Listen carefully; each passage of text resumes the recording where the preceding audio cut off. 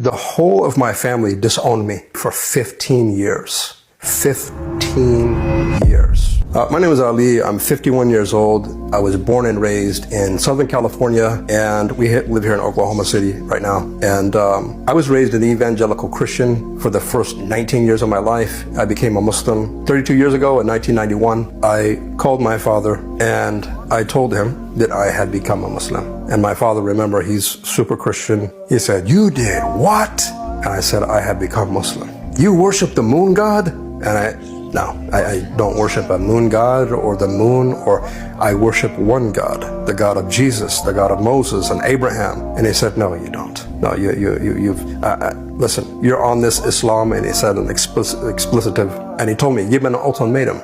He said, "Look, you know your six-figure income, your six-figure inheritance, that's going to be gone. The things that you're going to inherit after me, gone." The amount that I was set to inherit was $600,000. And that was back in the early 90s. My family is in the petroleum industry, so very well off. And I said, "You're going to disown me?" He said, "After today, if you insist upon this Islam religion, you are dead to me.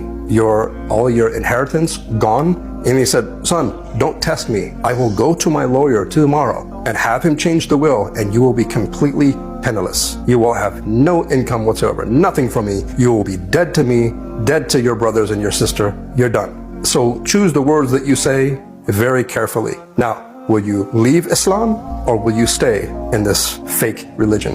And I said, "Before I answer, Dad, let me tell you something. I will obey you in everything except this one thing." And he said, "Why? Before you're dead to me, explain to me why." And I said, "Dad, I have to make my own decision. There's something more than a six-figure inheritance. There's something more than inheriting property. There's something more after this life. And I don't care about this life. So when it comes to matters of salvation, you can keep your money. Give it to my brothers, my sister, give it to charity. I don't care. I have to insist that I become a Muslim and remain a Muslim." And here I am, 32 years later, a Muslim, alhamdulillah. So after that, I got a letter in the mail. 2 weeks later, he had done exactly that. He had gone to his lawyer. I don't care if it was $600 million.